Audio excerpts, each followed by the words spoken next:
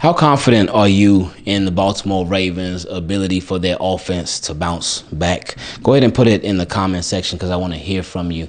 Me, I am very nervous and very worried because their offense, they have been just stagnant. They've been very, very still, and it's been like that for a while now. It certainly has been. And I just feel like it feels like this offense is just so close to just breaking in a bad way. Because when I heard Derrick Henry speaking the other day, I was just like, ooh, that don't really sound good, especially coming from him. And it just sounded like he was just trying to keep his composure big time. Let's listen to what he had to say. Been a couple of weeks that execution's been kind of the word. Do you feel like this is a team that can find that at this point in the season? I'm not going to tell you no. I feel like we can just have confidence in my team. I won't never say no that I don't think we're able to get over the hump. Derrick, there were 22 minutes left in the half after your touchdown, and you only got 2 more touches. Do you want more touches naturally? I'm going to take advantage of opportunities I get. I'm not one to cry in the media or complain. Whatever I get, try to take advantage of it. What can you take away from this game against an AFC North opponent into next week with the Steelers coming up? We have to be better. We were not the team we need to be today to win. They were the better team. Go back, watch the film, fix what we need to fix, and come back ready to go for Pittsburgh next time. And that was tough to listen to because Derrick Henry, he was doing everything he could possibly do to not only keep his composure, but just to not say the wrong thing too. If he would have said the wrong thing, he actually would have been right. But he's being a great teammate, a great leader, and a great example of how to deal with the media, especially when you have every single right to speak on something that you know that they know and you know that we all know, we all see it. But you say, nope, I'm not going to run to the media and cry about nothing like that. I ain't going to run to the media and complain about nothing. Because they said, Derrick Henry, like after your touchdown, there were 22 minutes left and you only got 2 more touches. And it's like, that's what worries me. Because the Ravens, they have been doing such a good job with Derrick Henry. And then you have a game like this and you just stop. You just take him out of the game. And then with Keith Mitchell, you just stop. You take him out of the game. And Rasheen Ali, he ends up being your workhorse. Was Derrick Henry hurt? No. Was Keith Mitchell hurt? No.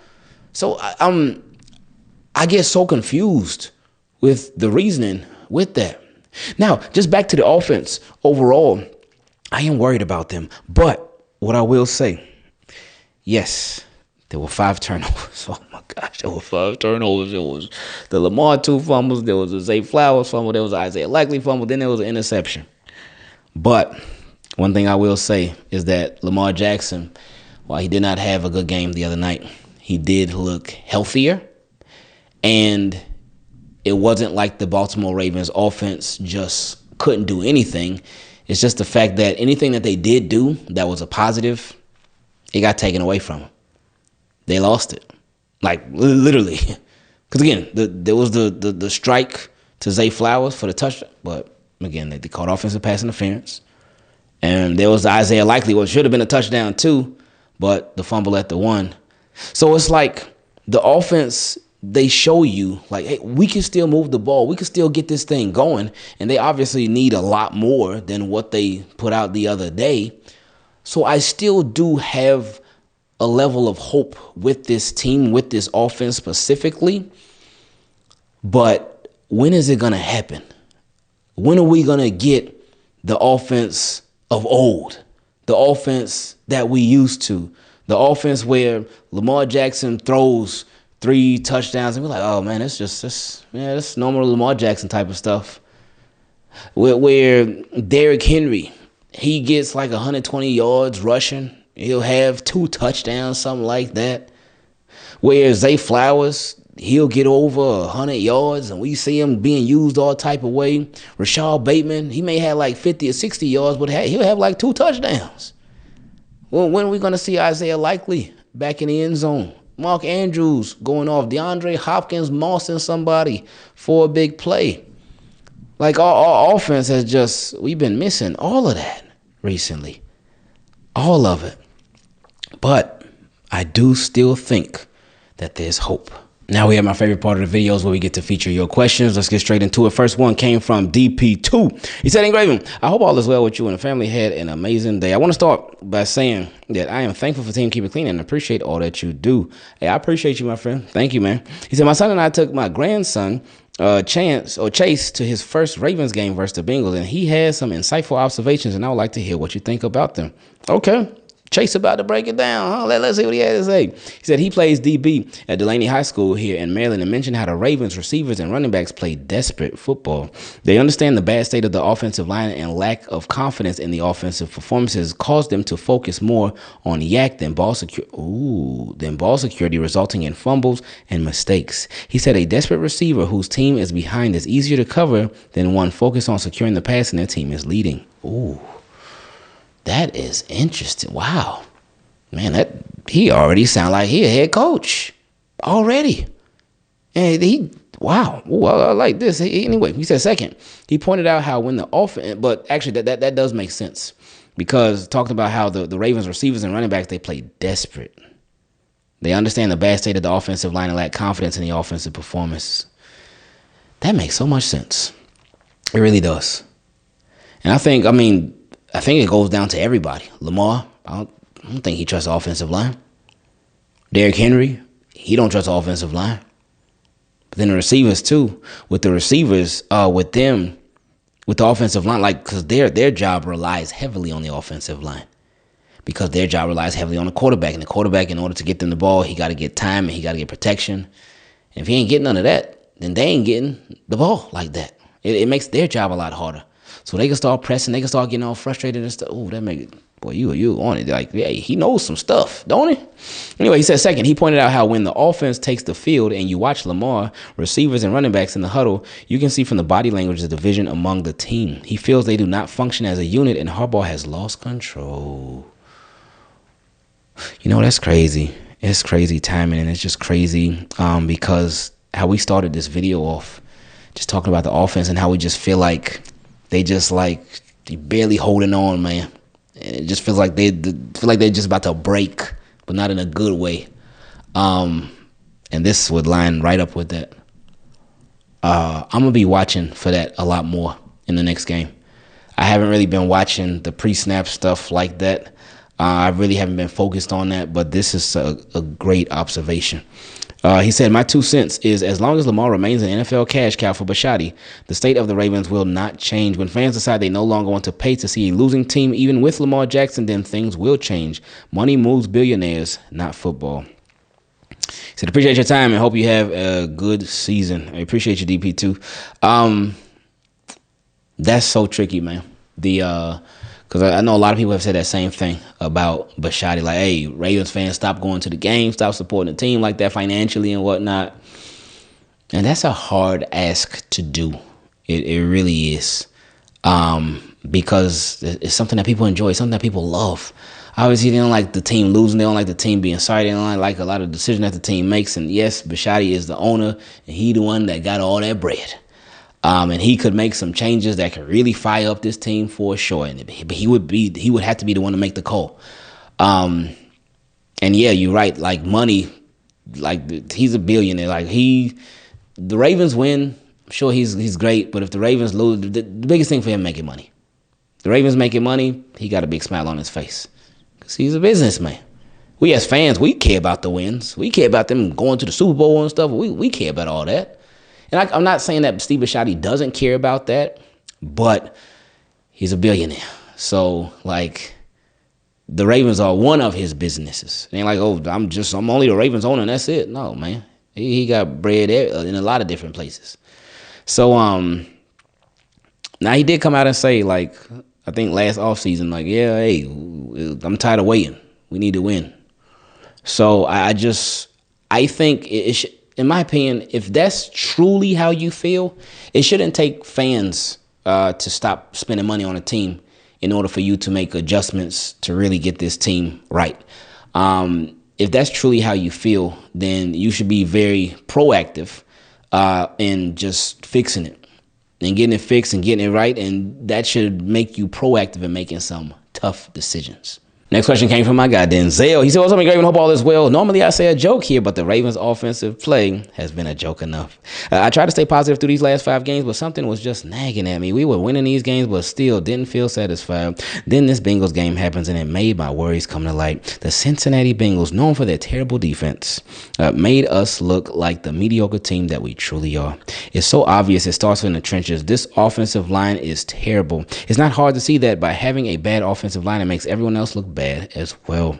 Receivers don't have the same time to get up. Oh, we were just talking about that. Just talking about that. And you're right. Anyway, so receivers don't have time to get open. Lamar is getting pressured or sacked. Henry has no holes to run. I will never give up on this team, but my question to you is, if the Ravens don't make the playoffs or get knocked out of the playoffs again, and the team does nothing with this offensive line, would you blame Lamar for wanting out? No, not at all. Not one bit. Not one single bit at all. I would be sad. I would be hurt. But I would not be able to be mad at him for wanting out. Because it'd be like, man, do y'all really value me? Do y'all really care about me like you say? Or you just ride it out? And I think those questions have already been answered by what we've seen the Baltimore Ravens do and what we've seen the Baltimore Ravens not do. He also said,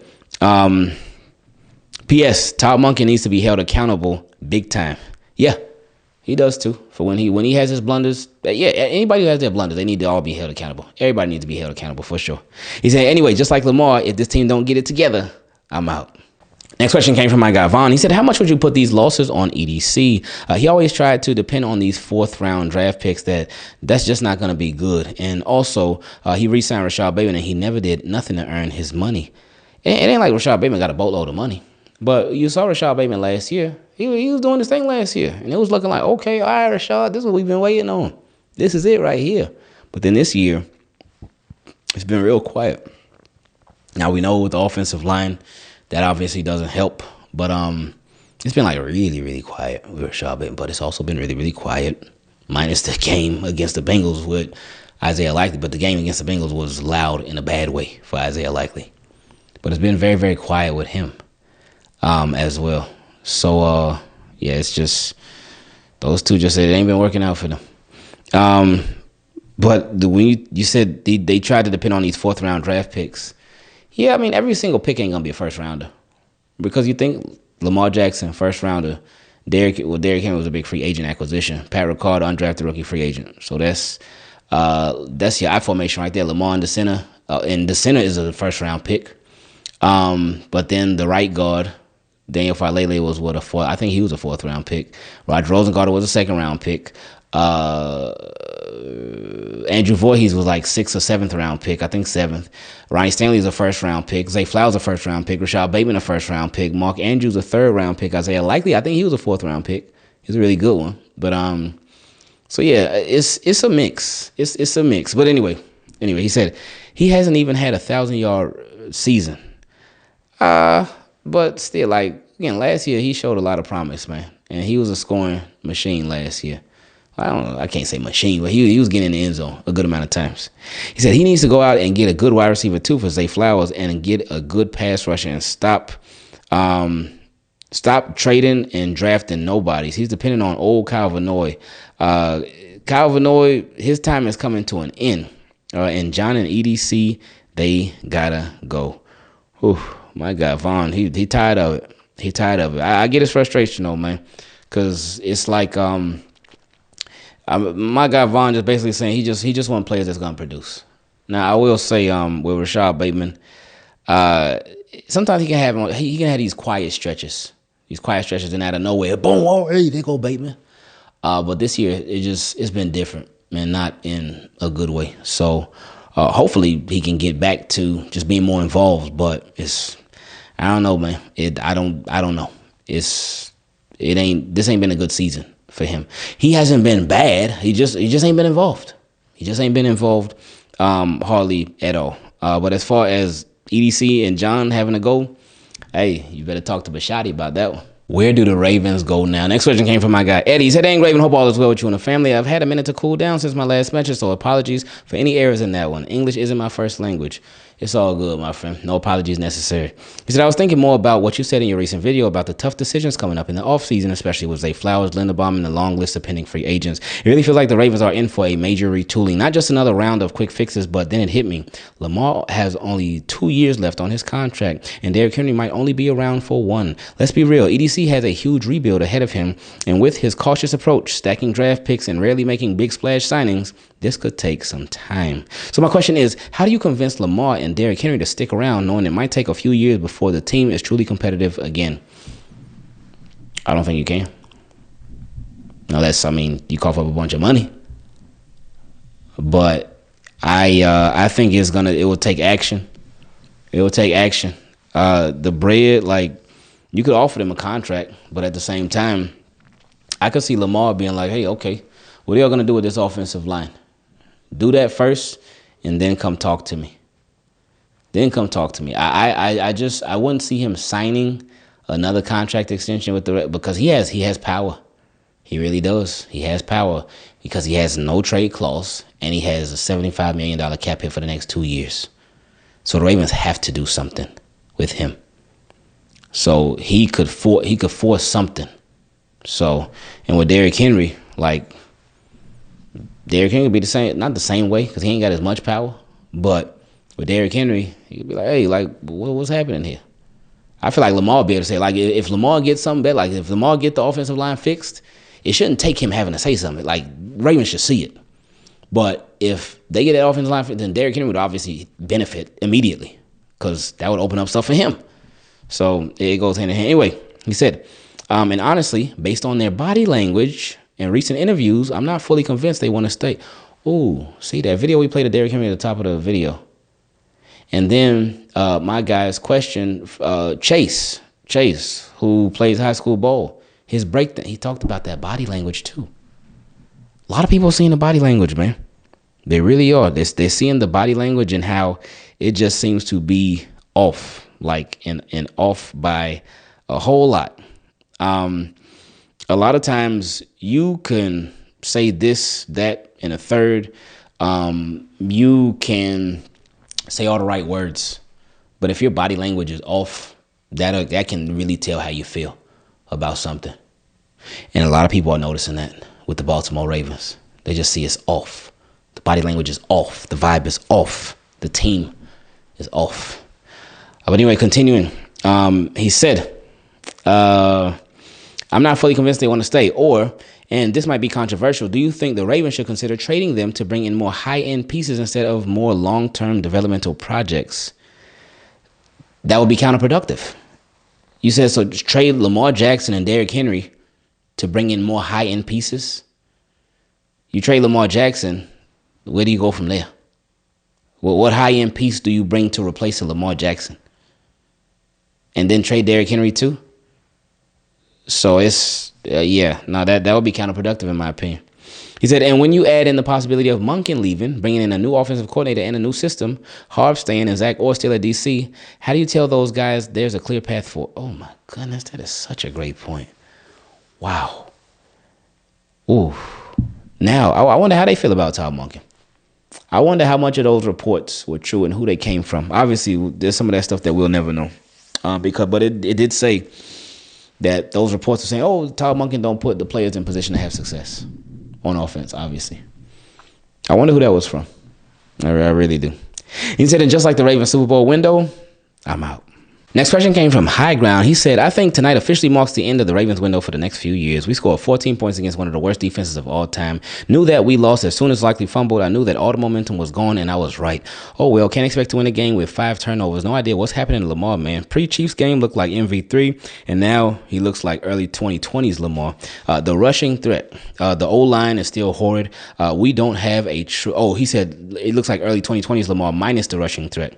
The O-line is still horrid. We don't have a true wide receiver one, in my opinion. Zay is awesome, but he doesn't have the hands or build to be a true number one. What about Tez Walker? Tez Walker, in my opinion, I think he complements Zay Flowers so well. He really does. And I think he's in just an excellent complementary wide receiver to Zay Flowers and to Rashad Bateman too. He's that deep threat. He's not the tallest, but he's more big body receiver.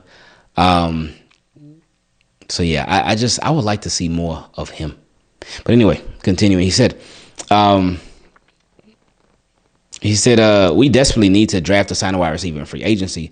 A 6'3" or 6'2" go up and get it guy. Tez had a brutal drop and just an all-time low performance from the whole offense except Derrick Henry, DeAndre Hopkins, and Keaton Mitchell. Well, it's like, they didn't even get a chance to even do anything bad because they weren't even playing that much.